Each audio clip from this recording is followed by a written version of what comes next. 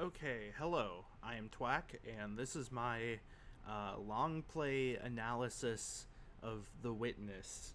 I've talked about doing this for a long time, and this is the format I think is going to actually let me release these in an orderly fashion. So, The Witness is one of my favorite games of all time, if not my favorite, and hopefully I can do it justice in this series, go over what I like about it, what makes it so interesting, and maybe kind of go over the themes and ideas presented. So, first off, I want to say that there will be spoilers. This isn't much of a spoiler, these first two puzzle solutions, considering they only have one solution. But if you want to play the game or are interested in it, then I would suggest doing so, like, now. Uh, if not, or you've already played it, then here we go. First thing I want to mention, so I think this is kind of public knowledge that everybody knows that The Witness is very much about mechanically this like deliberate, gradual learning information. I think something that's really funny about this first panel, I mean, obviously it's a straight line, it tells you how to start and finish a puzzle, but it's also shaped like a deadbolt, which is something that I think a lot of people are familiar with. And so to actually unlock it is like unlocking a real life door. I think that's pretty clever as far as like how do you introduce that? And then of course, the second door you unlock, you make a left turn and then the puzzle itself makes a left turn.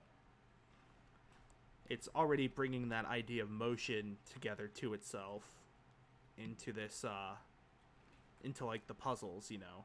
The motion that the player is doing is the motion that the puzzles do.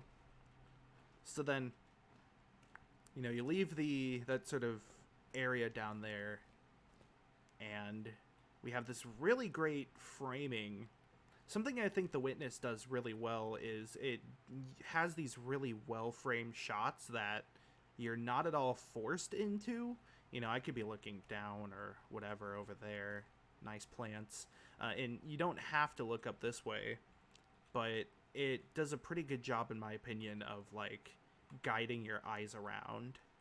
In this case, you know, you have the roof of this patio sort of shutting off the top, and then you have the puzzle in front of you, and then the mountain above, and everything else just kind of blends together. There's a lot of this purple over there, and you know, the green and the blue, and it all just serves to highlight sort of the middle here.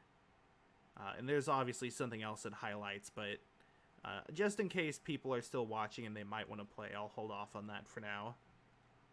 I do want to bring up really quick that as far as like early symbolism goes, one thing I think it's kind of cool that like you've got this big mechanical tunnel and then it just disappears, and you don't see much like this for the rest of the game, at least for a while. So I think it's kind of interesting that they start you with that and then you just kind of throw it aside. But it is sort of like a birth, I guess, sort of symbolism. You know, you're leaving the dark, going out into the light. But what's also neat about this is that the rest of this starting area is all like comfortable stuff, and you can barely make out the trellises of like a wine rack in this cave area. And then, you know, you go out into this patio with like some very cleanly painted and finished wood. There's these nice patio chairs with a folding table, or just a, you know, a small table.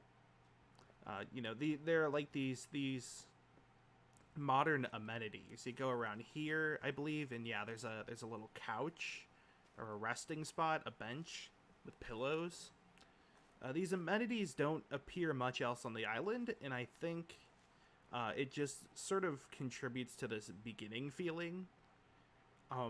A pretty common thing this game does is make the surroundings of each area indicative of its mechanical purpose.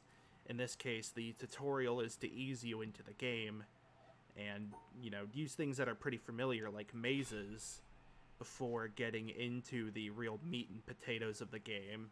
And so The furniture around here is similar. These are all very modern furniture that a lot of people playing this game would recognize immediately.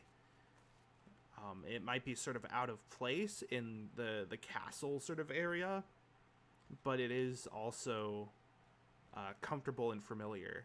Also never noticed the little patch of grass there. And also, it's worth noting that while those puzzles show how the game's basic controls can start to function, and it gives possible deviations, the wires also show how the world works. You can obviously find your way through here with just some exploration, but it is worth noting that the usage of the wires to sort of point your way through is something that's brought up pretty early, as well as the fact that puzzles can have multiple solutions. For example, of course, this one, the easiest and quickest solution to reach, doesn't actually open the gate that's over there. This has a dual purpose, which I'll get to in a moment. But it also helps establish the rules for the way the puzzles work. Not only are the mechanics on the panels important, but what the panels can actually accomplish are important to understand. And then this one can show that puzzles can have multiple start points, but not all of them may reach the end point. Again, these are like setting up rules super early on that I guess most puzzle games probably wouldn't need to explain. But I think it is interesting that The Witness goes out of its way to explain the smallest details. And then while those had really specific solutions, the giant laser wall has, you can do whatever you want here. Just as long as it ends at the end. And you might try and mess around a bit. Ultimately, you just open the wall. And that's pretty cool because that's really the first time in the game something like that happens. And again, it's the last time in the game, really, that it happens. Again, for quite a while, at least. So, in a way, it is still a prologue to the rest of the game. And these sort of gamified systems of like this giant laser door and all that they're here in the prologue to help you ease into the rest of the game. There's clearly 3 lasers you need to open this door, and the door is very bright to show you that you can't go through it. But that, now that the tutorial is out of the way, that's not as important. I do want to also mention that this is like a garden. There is the obvious biblical symbolism of the Garden of Eden. This game doesn't necessarily shy away from using biblical symbolism or just religious symbolism as sort of its larger themes briefly touch on those. However, I don't know if this is necessarily supposed to be the Garden of Eden. I believe this is on I want to say the western side of the island, if I remember correctly, like southwest. I'm not sure if that's necessarily like a geographical thing. However, I think the intention to start off in a garden can also be, like I said, just sort of a reasoning to have it be comfortable and inviting, whereas there are some parts of the game that are not as comfortable, but probably, they're not comfortable or inviting, I guess, but you kind of are incentivized to go there because, the need to explore and find puzzles and stuff, whereas, like, that's probably the most clean and happy place for a while. And again, like, you think about it as that all is contributing towards that idea of this is the comfortable part, the safe part, the start part. Now, You could also argue that, in the Bible, Adam and Eve were kicked out of Eden because they ate the fruit of knowledge, and you leave the garden once you get the knowledge of the game. But that's not quite true, but it also is true in a spoilery way that I won't quite get to yet. But keep that in mind. I don't think that's the only allusion it's making there, but I think it is important. Anyway, so you have this nice vista. Again, another shot that showcases a lot. There's the town in different areas in the town. You can see the Buddhist temple there, the monastery sort of place. You can see the jungle. There's the mountain. You can see the top of the keep all the way in the distance. Oh, you can also see the reflective panel there. That's pretty cool. The sort of area around here is really important for obvious reasons if you've played the game. Something I think is cool, though, is this, for one thing, is a really bright color palette here. You can just see all of these, like, very different shades of trees. And then there's the peninsula, which I'm not going to go there quite yet. But the peninsula is a really curious place, and the fact that it's here really early and the trees look much more subdued compared to the rest of the island, I think is intentionally drawing how kind of blank it is. If you've played the game, you might know what I'm hinting at, but again, keep that in mind. And then, of course, there's the fork in the road. Technically, you can go to the town if you go that way, but there's the door and the panels. And we're not quite out of the tutorial, because if this is the first time playing this game, you'll have no idea what these do.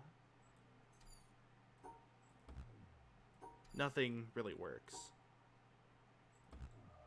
Which is important, because The Witness is not only a puzzle game, it's an exploration game. And so, not only is it setting early sort of expectations for what puzzles the game will have, it's setting early expectations for the kind of structure the game will have. Alright, so dots and boxes. I call these dots, they're hexagons. I'm just used to viewing the puzzles from a distance and seeing, the more outline of it and not the full detailed shape. These are on like CRTs. You can see they're kind of curved if you get up close. I believe this is the only part of the island where this sort of monitor appears. And I really dislike the crackle in the trees. It always makes me think, oh, there's something out there. Which is an interesting tone this game has.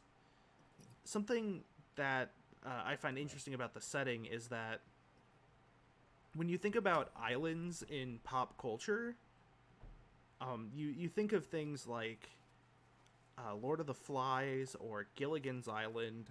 I mean, maybe nowadays there's like Love Island and Survivor, but islands are usually like a punishing sort of atmosphere.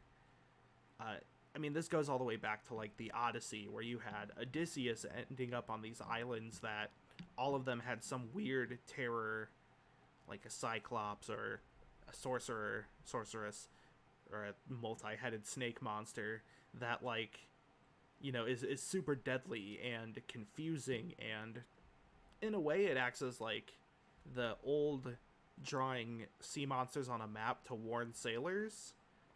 But that idea of islands being like super punishing has persisted to this day. In modern times there's like Castaway and Lost, these things that show that islands are uncaring and they're dangerous, and they don't have modern day essentials that you need to survive, which kind of conflicts with the modern day amenities over there. However, the other thing that islands have been traditionally is mysterious. You think of treasure maps and hidden wonders and stuff, but also there's like Myst, a game that this game is pretty heavily inspired by.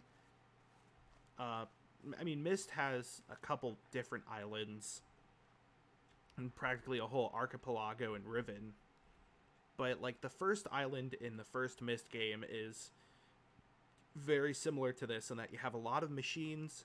You don't know how they work when you start off. There's also a lot of different buildings and contraptions and like different types of architecture. But there's this whole feeling of mystery. And this also appears in things like Lost, where there are like secret conspiracies. And I think The Witness does an interesting job of leaning into these tropes where like the bunker door over there is mysterious, and it kind of, you know, it might make you curious about it because there are so many stories about islands with some hidden conspiracy going on. Whereas in this case, it's not quite that that result behind the door, but the idea still exists, and that atmosphere, I think, adds this odd tension to the game that, like, you know, I said I hate the crackling of the trees because it sounds like something's there. I've played this enough times. I know that there's nothing else there per se, but the fact that there is nobody else, even though there's all these pillows and, like, you know, there's food and stuff, is constantly brought to attention. Like, why are there no people here?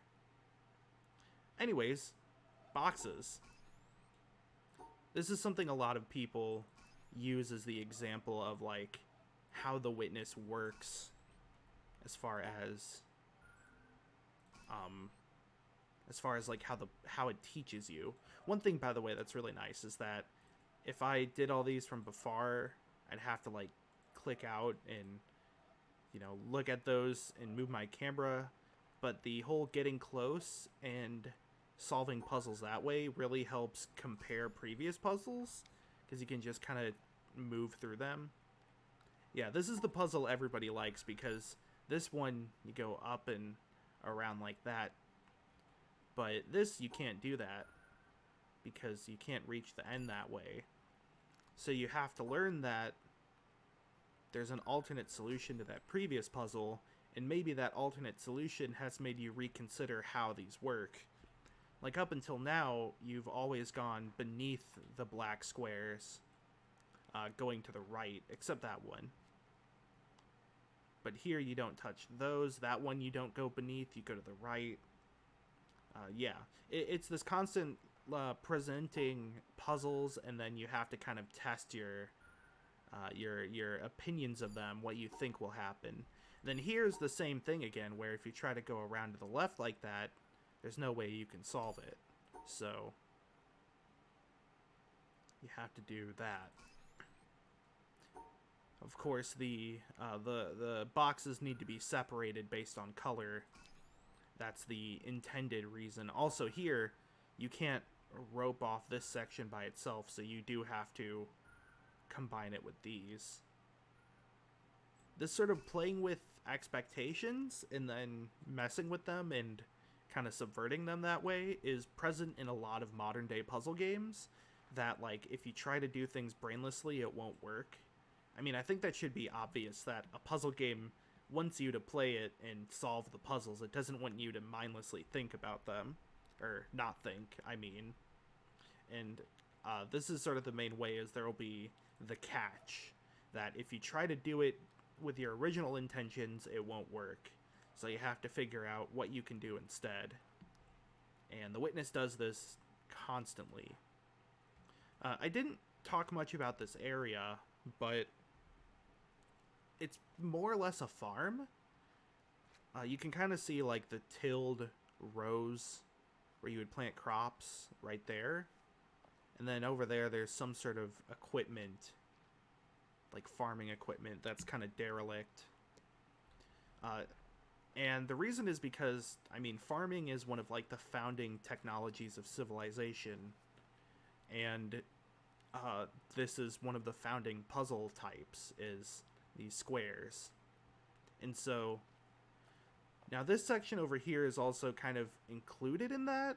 I always thought that as if that's farming, this is supposed to be like building shelter.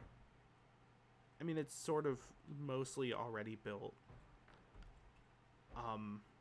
But like the fact that there's this hut in general, it could be just like a barn or some sort of overhang where you would keep materials or equipment. I mean, there is another farm plot right next to it, but it is also this very basic wooden structure with kind of basic bricks outside. It is also interesting because to actually go in here, you have to turn to the right, which again makes you kind of look out past the lake there. And then when you're going around, you either see the panels there, or you see like that chimney or the factory equipment there. It's another example of like this guiding eye lines around. You know, you see that you can't go through this wall, so you have to walk around, and that unveils more information. I guess I'll go ahead and do this bunker door then, since it shows that, you know, sometimes you can't solve every puzzle you come across the first time that you see it, so you have to learn new things and backtrack. I always get this one messed up. I know it's not supposed to be this hard. Yeah, there we go. And it opens so slowly, and you see a tiny little tree. But wait, if you line it up with the clouds, it looks like a tree with leaves. That's not actually what most people know to be here. Instead, there's this piece of paper. I think this is kind of funny. Obviously, don't know what it is. It's a solution to a puzzle. You got this box that like unfolded to reveal it. Though, what I think is funny is that it's just like a piece of note paper. Maybe like it was from a printer, like a test printing, and then they drew a note on it. It's almost like the game is like, yeah, we expect you to take paper notes for these things, or just suggesting, hey, take note of this. You're gonna need it later. You should write it down. Also, something I like is that there's this little grate here. It looks like the structure itself, which is like made of bricks or stone, was made here first, and then this gate was added afterwards. It's sort of like what you'll see in like cave entrances, is this metal gate that's meant to just be an installation that can be removed, and it has barely a little bit of filtration and light without trying to disrupt things too much. Obviously there's the hole at the top, but what I think is kind of neat about this as well is if you see that hole at the top, you can obviously come up here and see that, oh wait, it was just a tiny tree root that was attached to that cloud. But the fact that it exists kind of encourages going up and around here, as well as the fact that if you maybe didn't know how to open the door, you could try and go around this hill. But then you realize there's this whole upper walkway to the castle here. And here's where I want to start giving spoiler alert for the next like main spoiler part of the game. So again, if you want to play this game and be like really like unspoiled about it, go in blind and see it through your own eyes, then I would suggest cutting here. Okay, so you go left over to where the gateway was, and you climb up here to find, well, this is a nice view.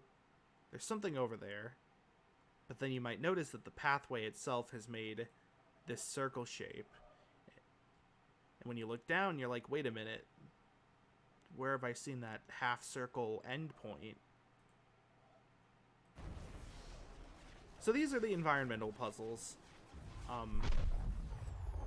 This is one of like the big spoilers in the game that like a lot of people who have played the game try not to explain that they exist, because well, actually, this is one of the like original things that Jonathan Blow wanted to include. Is he's mentioned in interviews that he wanted to include this sort of feeling of epiphany, this strong sense of sudden realization. It's an idea that he went in making the game with, as he said before, and it's really, there's not a single environmental puzzle you're supposed to find first, as much as there are puzzles that are easy to notice, or easier to notice than others. This is one of the first ones I saw myself, and I think this one's funny because it really highlights sort of the language of the environmental puzzles and how they exist. In this case, we took the path outward to where it ends there, which was that overlook to the town, which we can get another angle on here. But when we take the environmental puzzle, we do it in the opposite order. We re-enter, or we take the pathway back inside the castle. And then there's also that. I'll get to that in a moment. But there's also, there was that other wire over here from the panel over here, which, if you actually follow it around, you'll see that it connects to a gate. And that's sort of the next point that the witness is trying to make, that there are alternate solutions to puzzles, but sometimes those can lead in interesting directions. And if the bunker door there was proof that there is backtracking that's rewarding in some way, this is proof that there is exploration into hidden corners that's rewarding. I'm gonna try and do the little speedrun snipe here. The fact that you can see the panel from this bridge is, in my opinion, pretty smart, because it means that you can solve the panel without having to go all the way back through.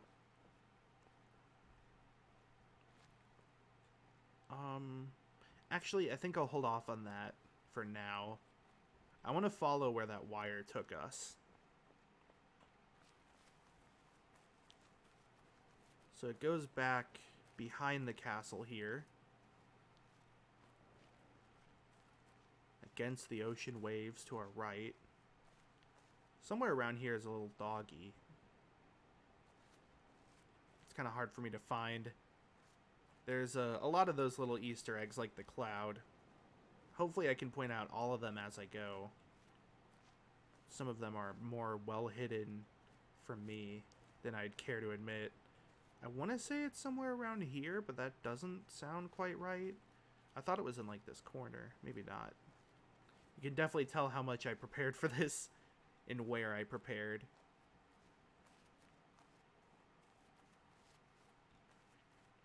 And then, yes, there's these dots, which, I mean, we know how to solve now. Wait, do I know how to solve? Yes, I do. So there's more reward for exploring. And now we're in this little grove. And what's this? So you'll probably see this and be like, can I just go to the exit? No, that doesn't work. What about going above? That doesn't work. What about going across? That works. Personally, I'd figured out what these did pretty quickly, because this is a puzzle type that I've seen in like other puzzles. But this is the Dorito puzzles, as the fan base calls it. The triangle puzzles, you could also say. And so I mentioned that every puzzle type or every location has a theme that the puzzles are connected to based on their sort of mechanical identity. In this case, these puzzles are, well, I mean, they're about touching the squares a certain amount of times, or touching the symbol a certain amount of times. But more importantly, the theme for these is like hidden. These are all in sort of out-of-the-way places that you wouldn't normally go to if you were just trying to solve all the other panel puzzles. And then also, there's these. So, the panel puzzles and the environmental puzzles are like two two core voices in the game, and that terminology I'll explain later what I mean by that. But the audio logs here are also a core voice, and obviously this whole outside route is just showing, like, there's all these secrets you can go to. Here's an example. You also get another view of everything. The fact that the town and the mountain and the peninsula are all visible through all of these views is actually kind of important. But so, while these are hidden, these are also hidden as well. They're sort of a counterpart to the panels. If you think about it, the panels are like one like half of things, and normally the environmental puzzles kind of take another perspective against that. It's like a counterpart, but there won't always be a counterpart, and so the audio logs also support those. Sorry, stumbled over my words. Anyways, let's click on it. Of all the communities available to us, there is not one I would want to devote myself to, except for the Society of True Searchers, which has very few living members at any time. Albert Einstein, 1924. Okay, so that's a very brief moment. Also, you can kind of see the exit right through here. A very brief quote, but I think it's one of the best thesis statements on the game and what its themes are. Is that this quote is saying, the Society of True Searchers, it's not really a true society by any means, but it's just people that are willing to search for the truth and continue to do so.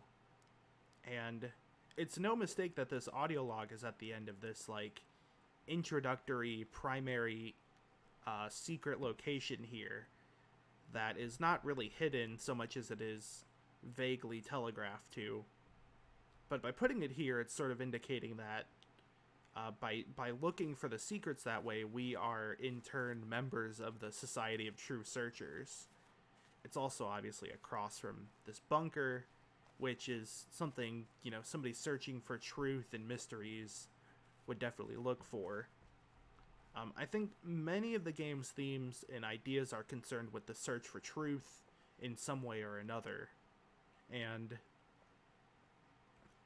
that audio log really well represents it. That we are, as people playing the game, true searchers. And a lot of the ideas are concerned with, like, what is truth? What is it we're searching for? How do we search for it? Here's an example of another audio log that plays with truth. I am standing on the threshold about to enter a room. It is a complicated business. In the first place, I must shove against an atmosphere pressing with a force of 14 pounds on every square inch of my body. I must make sure of landing on a plank, traveling at 20 miles a second around the sun. A fraction of a second too early or too late, the plank would be miles away.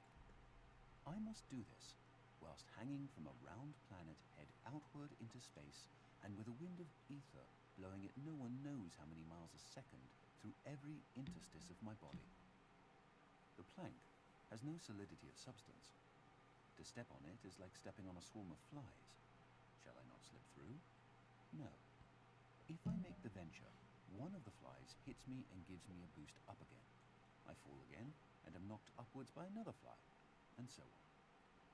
I may hope that the net result will be that I remain about steady, but if, unfortunately, I should slip through the floor or be boosted too violently up to the ceiling, the occurrence would be not a violation of the laws of nature, but a rare coincidence. These are some of the minor difficulties. I ought really to look at the problem four-dimensionally as concerning the intersection of my world line with that of the plank. Then again, it is necessary to determine in which direction the entropy of the world is increasing in order to make sure that my passage over the threshold is an entrance, not an exit. It is easier for a camel to pass through the eye of a needle than for a scientific man to pass through a door. And whether the door be barn door or church door, it might be wiser that he should consent to be an ordinary man and walk in, rather than wait till all the difficulties involved in a really scientific ingress are resolved. Arthur Eddington, 1927. Okay, so for one thing, I find that hilarious because its position on the gate is obviously very intentional, that to actually pass through that door we had to do essentially a scientific ingress or scientific, production of learning how these puzzles worked and how the panels worked and how how like we had to learn and study these things just to open that door. It was actually impossible for us to just be an ordinary person and walk through the door that way. However, it is also making this point that, like, while also I didn't realize you can kind of see through there. While the scientific, science explains the world in a way that doesn't apply to most people, and you can use science to be really complicated and precise, but it also isn't practical. And so if true searching involves something that is looking for facts, then those are way more complicated than one might first think. And of course, if true searching is about like practicality or is based off of what is the most realistic, then that conflicts with the whole science. It is sort of a contradiction of what is actually important to a day-to-day person and what doesn't need to be known. And again, contradictions are another major point of The Witness, that this search for truth is riddled with them. And I mean riddled. So here is a little puzzly doozly. I believe this is supposed to be like a representation of the whole area here. If you think about it, the panel or the stones in the flower box are in a similar shape to the patio, maybe not quite the same. But then you look at sort of where some of the plants are. I mean, you've got these purple trees in a shape that is somewhat mirrored here. If you go think of it like purple, purple, purple is then purple, purple, purple. But that's still not quite right, because if the stones were the patio, then the stones would be more so on this end. There is, of course, the purple tree hanging right there, so it's sort of like that. Anyways, more so, I think what's important is that this is the patio, and it's sort of representing the garden in that way. Also, notably, there's that little wall right there that extends out, which is roughly where the panel would be, which I guess is centered. But so there is a lot of this sort of recursion in The Witness, just little bits of like the world reflected within itself. And I mean, this is something that could be done intentionally. Somebody could make a real planter that has flowers and leaves growing in specific positions. Maybe not this manicured, to be exact. However, but like, I think this is supposed to at least make you think like, wait a minute, that sort of pathway is kind of like the outside of this building. It's interesting that it would be reflected that way, because most things in life don't do that. They're not meta in that sense. They don't recursively reflect what's around them. And so, I mean, I find it interesting because it really draws attention to that. Also, it's just kind of neat that they would include it as a little visual Easter egg there. I'm sure there's probably a more accurate indication of what the perspective or arrangement of this is supposed to be, but it still kind of feels that way, like the patio and then, yeah, all that. I find it really interesting, though. Like I said, it's very unnatural, yet natural at the same time, and also just kind of nifty. Through many births, I have wandered on and on, searching for, but never finding, the builder of this house. And that's the audio log. So first off, there's a little glass of water, there's a napkin, some pillows that don't look like they're supposed to be here. This is one of the first indications of, like, other people, other signs of life being here, or at least that it's been lived in before. Additionally, there's that audio log, which wasn't sourced like the previous two were, but it is actually from something. It's from the, excuse me if I mess this up, but the Dhammapada, which is a traditional book of Buddhist text and scripture.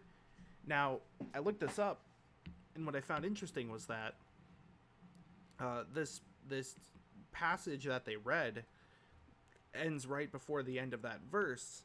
The end of that verse says, "To be born again and again is suffering." And then the next verse, the speaker attains enlightenment and leaves the rotten house. The house in this case of the original is like a human body or just the world. And while they don't necessarily see the builder of the house directly, they're able to escape it by reaching enlightenment, being virtuous, leading a life of, virtue. This is all just sort of the idea of dharma and, reincarnation in Buddhism. The idea that if you do bad deeds, then you'll be reincarnated, and that to reach nirvana or enlightenment or whatever is to escape the wheel of karma and instead, exit it. And exiting the wheel of karma is the sort of goal, attaining enlightenment, whereas endlessly living again and again is suffering, as it says. Now, obviously, this quote ends before it says that or gets into really any of the enlightenment stuff. Instead, it just asks, where's the builder of this house? And when you look at it, whoever was sitting here was probably looking at the mountain or at the panel. Or just looking around itself. I mean, when it says house, it seems like it's pretty, like, you gotta think about where you're standing, what is this house that I'm in? You kind of came out of a patio. It kind of looks like a modern day house, at least modern architecture. It's flat, it has outlines.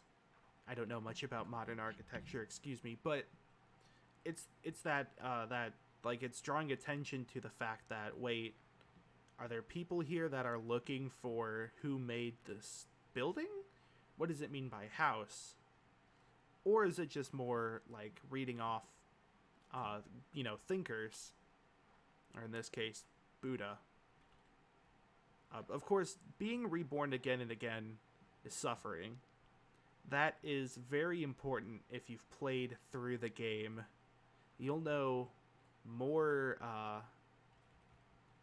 importance to that phrase and why it's also kind of depressing, maybe haunting, that it ends before it says that. It's almost like whoever was reading it understands that there's more to the poem, but they don't go into detail, or they don't keep going, maybe out of self-awareness for their situation. Who knows? But I want to return here because I want to go back down here. So now that I brought up the environmental puzzles, I can bring up this one. Whoop, there we go. So it's the same shape as the doorway, just at a different angle. And I'm gonna get really paraphrasing here, so stop me if you know what this is. Is that Oh, it's a little ember. That's cute. But so I immediately think about Plato's allegory of the cave, and yes, I'm bringing up Plato. Not that I personally agree with it much, but the allegory of the cave, in my understanding, please correct me if I'm wrong, was talking about a cave where people are chained up from birth so that they're only facing a wall in which a fire is casting shadows of objects that are moved behind them, so that all they've ever seen in life, all they know to exist beyond like themselves, is the shadows on the wall. They don't even know what objects are, much less what are casting the shadows. And then one of them, per se, would leave the cave and go out into the light. And they would see the world and see all these things that they had no idea existed. And, you know, they would learn about objects and different types of light and shadows and, you know, everything in the world. And then from there are two kinds of people. One of them would go back inside to find the comfort of their, you know, shadows on a wall again. And some of them would go out and, you know, explore the world more. Or, you know, if you were to then try and go back to those people in the cave and be like, there's this whole world out there full of things you can pick up and touch and feel and see and smell and hear, and it's not all this one brightness and shadow and all that, you know, there's more to it, they would scoff and think that you're making this up. And I think this is funny because the game then presents the inverse scenario. So when you leave that area, that tunnel, you're probably not thinking about going back there immediately. You probably come out here, you solve the puzzles, you leave the garden, you go walk around a bit. Eventually, after solving puzzles, you find your first environmental puzzle, and then you come back to here and you realize, wait a minute, this was a puzzle the whole time. You might come here immediately, or you might come here when you've already beaten the game once. But what's interesting is this is directly a shadow being cast from the end back there, which, by the way, there's nothing back there. It's just shadow. But so instead of leaving a cave of shadows to find the 3D world, we are instead leaving the 3D world with the knowledge of the shadows cast from 3D objects. So, you know, all the environmental puzzles are, in a sense, flat 2D images cast from a 3D world. And this is important knowledge to us because it's a different way of experiencing the world.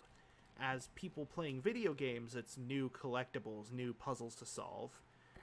But in a greater sense, it is another voice that is talking to us, or is like, you know, telling us stuff about the game and its world and its ideas. And so it is valuable knowledge. Whereas Plato talked about, like, using the allegory to be, like, willful ignorance, and then, like, people who try to seek the truth and then either decide to leave because the truth can be frightening and intimidating, or trying to preach the truth to others that then ignore it. This game is sort of implying that both are important, both the knowledge of the world and its workings, and this sort of greater ability to look at things that aren't there, this sort of metaphysical approach to the world. I've heard other Witness analysts, or just people who've done analyses of the Witness, call it like the physical and the spiritual world. And I think, I mean, that's not quite something that has been brought up yet in this playthrough, but that's sort of how this makes me feel. It's funny that you're leaving a cave, but it's an inverse of Plato's allegory that way. And then, yeah, there's this environmental puzzle, which is very carefully lining up the wall here. I think it's kind of neat because if you've been moving around the top of there, once you see the environmental puzzles, you probably notice that that cloud is round. And then you might notice that that kind of looks like an ending. But this is another one where you might not notice it until you replay the game again. And you come out of there and you see, wait a minute, round and... hold on, maybe I can... and then you notice that it's lining up perfectly. And I think it's really interesting when you solve these and you kind of... it's like a forced perspective where you are forced to see this 2D flat image overlaid on the 3D plane. You can almost trick your eyes to believe that the 2D image is over something that should be there. Like the wall is supposed to keep going here, and like there's supposed to be clouds here. Maybe that's just me, but again, it's sort of like looking at the world in multiple lenses at the same time. And I mean, the acceptance and existence of multiple lenses is, you know, critical to critical thinking, I guess. Lens theory, critical theory. But that's more or less what that whole cave part kind of makes me think of, is that there are multiple ways to view the world, and to understand the witness, multiple different ways to view the world need to be considered. So before I end it, I want to go over this one last area. Oh, I never noticed that tree there is chopped off. That's sad. So, oh, and there's another one there. So this is the orchard. It's still a continuation of farmland, of course, because orchards are farms. It's called the orchard because there are apple trees here, and I guess cherry trees. But I think this is still also part of the farm because it's a tutorial. So this is the first panel you'll see here, and it does a really good job of framing again, because if you look at this panel, you might not notice it at first, but there's a bright red circle there, and then you might notice that the number of branches on the trees are the same as the number of branches on this tree here.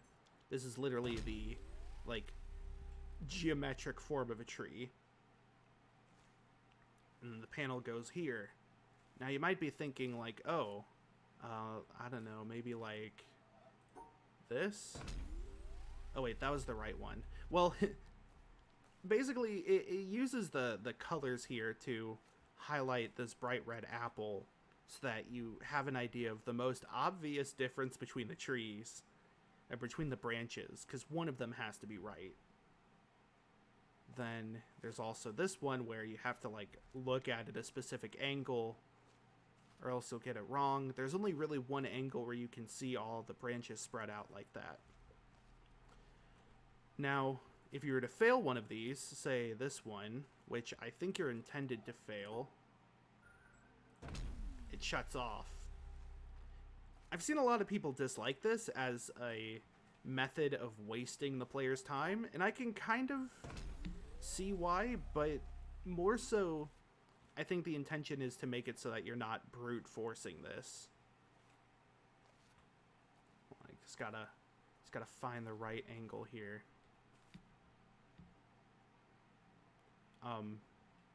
It's important in a puzzle game to, you know, make sure the player knows or understands what they're learning about the puzzle systems, especially so for the witness with its lack of instructions. And I think they give you so many possibilities on purpose to discourage brute forcing. It's kind of surprising to me that people still go for it despite the sheer amount of outcomes you can have, because like I said, there's just so many, it's kind of hard to just brute force them and not try to look for the actual solution or just leave. I also think it's funny that they're trees, and because in that case you can kind of view the entire series of puzzles as one large decision tree. That's not really any specific message. I just think it's a neat little idea. Right, and then this puzzle, you might try it first going for the apple that way, but it won't work. And it turns out it's because the tree is backwards. And this is one I think is okay to lose, because then you'll realize that that first thing you did wasn't working. You might try and find, like, okay, why didn't it work? But the actual branch is, like, right there. It's in view if you zoom in on the panel. And then you might notice that the branch being broken isn't on here. So instead, you gotta go around. You go right, left, right. Watch me mess this up. Okay. Right, and then the final panel of the series, which also gives you a view of the desert and the quarry. You can see that yellow box. What could it be? And you're right by the windmill as well. There's a little X here. Final panel, there is no apple. So instead, you have to figure out, what is it I'm supposed to look for? Now, when I first played, I just looked for, like what was different between the panel and the tree, which I think works. Yeah. It's this. But there is actually another way, which is that by going over here, you can look through this gate and notice that there's an apple that's been cut up with a broken tree branch. That, of course, being the tree branch from over there. So there's no other reward to these puzzles, which I guess there hasn't been much of a reward anyways up until now. Except there's all these, kind of creepy looking tree roots and pictures of lungs and arteries and the nervous system. And I mean, it's kind of clear what it's going for here. It's comparing tree roots to the nervous system and lungs and all that. And also, this is another example of the island being lived in. That there was somebody here drawing these. I mean, there had to have been. It's set up like a studio. It seems like they were working on something. There was an apple that was cut. It has that same sun logo. There's a knife. Like, the apple hasn't decayed and nobody's really eaten any of it. At least I'm pretty sure 4 slices should be enough of that apple to fill it up. Oh, and there's also these nicely cut bonsai trees. So the question might be then, like, who was here? But I think there is, to go on the biblical tangent again, everyone's favorite biblical symbolism, apple, fruit of knowledge, Garden of Eden. The sun logo itself, it appears also on those pillows back there and all the things in that tutorial area. There's a few other times it's directly brought up, but usually it is either like it's not just a logo. Like there's pretty clear or pretty like consistent usages of it. And I always felt to me like this area was supposed to be poking at the idea of who created the world here. So like, not only are these tree roots comparing itself to hearts and nervous systems and other parts of the human body, implying that these are similar in some way, but they look like they've grown that way. Of course, we see here that somebody's been, shaping bonsai trees, but to then, like, manicure tree roots, I'm pretty sure is impossible to make them this specific. And it's really highlighting that, like, these are things that can be edited by human hands. Those are things that can't easily be edited by human hands. So, and then in the middle of it, there's this apple. And so, this is like, who is the creator of this house? Who is the builder of this island? As far as like the search for truth goes, it is, of course, fruit of knowledge, I already brought that. You could argue that this is the fruit of knowledge because it is the knowledge of how some puzzles don't interact with just the panels, but they're tied to the environment around them. But even more so, also, the knowledge here is knowledge of the inner workings of the human body. Something that somebody who studied the human body for a really long time would know. Or if, say, there was somebody who made the human body and made trees, they would know those similarities. It's almost like the argument for intelligent life being that, like, these things are designed so precise. Well, not designed, but these things are so precise in their make, their stature, their inner workings that they can't have happened by random chance. Now, I don't really condone this. I'm not saying that's what the game is condoning either, but I'm pretty sure that the game is trying to draw a comparison there. That these are kind of similar, and the search for truth isn't just science. It is, in a way, religion as well. They're both answers to a question. The question being, what is real? What is truth?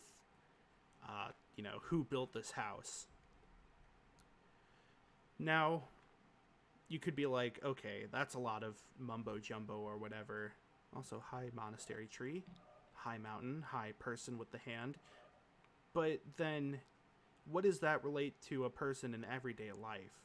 What is me as Twak on the internet? What is my search for truth? There's an X here. So these flowers, I don't remember if they actually are a specific type of flower. I always call them lilies. But these flowers appear in many different locations, and usually they are to signify something about the mechanics of that area. But we've already gone through this entire area in the orchard, and there's not really much of a, like, mechanic beyond the trees. I mean, this might be, it has branches, but it's more of just an X, a cross. If you look at it this way, there sort of looks like there's a line going to it. I always thought of this as an X marks the spot, literally, that there is treasure here. And if you've played the game, you know what the treasure is. You can just barely see it if you kind of peek inside the windmill, that there is something there. Something that goes down. The windmill is also shaped like an X. And when it stops rotating, it stays in the shape of an X. So it could just be like, hey, this is where the windmill is. But if you've played the game and you've been inside the windmill, you know that there is something very important down there where many of the game's core statements are brought up and referenced and emphasized. And one of those does involve searching out secrets.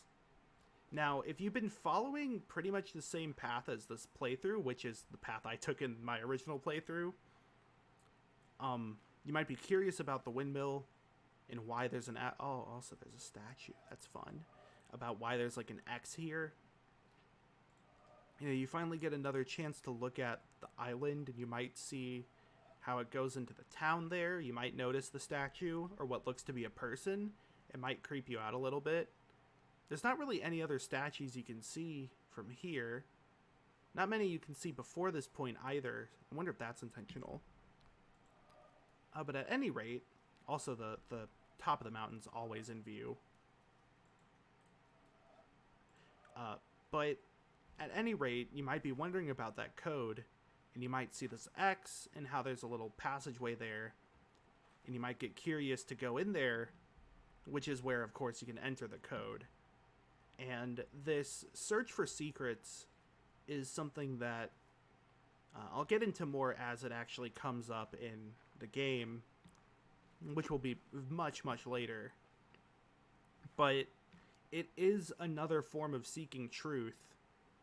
And to go on a bit of a tangent about a different game, Braid, which was Jonathan Blow's breakout success as an indie designer, it wasn't just made by him, of course, but it was directed by him and mostly designed by him. But so Braid had a sort of theme about obsession and how, like, a hunt for secrets and knowledge doesn't always lead to a satisfying ending.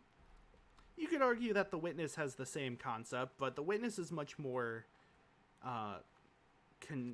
accepting or almost promoting searching for truth and searching for answers. Braid isn't necessarily against that as much as it is against searching for and, like, obsessing over the smallest details. in like trying to be perfect. In both games, it is hard to 100% the game, not just because it's like challenging, but because things are very well hidden in ways that don't necessarily make sense for a good game, I guess. Like, you wouldn't find secrets you wouldn't expect to find secrets in places that Braid puts them. They also make you do things like play the game for an hour without doing anything that most people wouldn't like. And I mean, The Witness also continues that, but both games, they both kind of like accept that you're not going to find everything, or they try to emphasize that it's okay not to find all the secrets. And part of this game does go against that. It does sort of not condone, the opposite. It says not to search for secrets. In a way, it also says searching for secrets is fun. And I think this game does lean into the search for secrets is fun. You know, there's an X, there's a treasure map. I mean, people still to this day debate whether or not The Witness has one final puzzle. It's actually kind of funny. If you look at all the puzzles in The Witness, there are exactly 665, which is one less from 666, which is a fun number. And, you know, some people have been convinced that, oh, there's, you know, one secret puzzle hidden away, even though people have data mined the whole game numerous times. But what's important is it's still connected to that theme of, like, searching for truth, searching for puzzles. And people do take enjoyment from mysteries. I mean, puzzle games themselves are about learning and digging and, you know, all that. And I think The Witness is okay with that, and it encourages that, because throughout this whole sequence of events, there's been trailhead after trailhead, detail after detail, mystery after mystery unraveling in this whole intro area. From, you know, what do these mechanics do? What was that gate? How do I open it? Then, what do these mechanics do? Why are there apples? Who was eating that apple there? Why is the windmill a windmill? Why is there a windmill here in the first place? I guess you can kind of tell the wind is swaying the trees. Who built this house, you know? What's with that code down there? And if anything, all of this is just to get you in the mood. It's to set the setting that this island is an island of mysteries and puzzles and riddles and questions, and I mean, you got to be in the mood to solve those. You have to be willing to solve puzzles and search for the answers to riddles. But that just kind of, I think, is the icing on the cake, that once you've gone through these tutorials and gone up those stairs, you're met with diagrams of the heart, tree roots, a bunch of allusions to the Bible, and then the X on a treasure map pointing to one place, which is the windmill. And I think that's pretty neat. So yeah, that's my first episode of this. Next time we'll probably go that way and explore some of the little isthmus here. Not really isthmus, but little peninsula. Little area over here. Reflection. And I'll also explore some of the things I didn't touch back there. But for now, thank you for watching. I hope you enjoyed this, and I hope my pseudo-scripted aspect wasn't too much of a problem. See ya.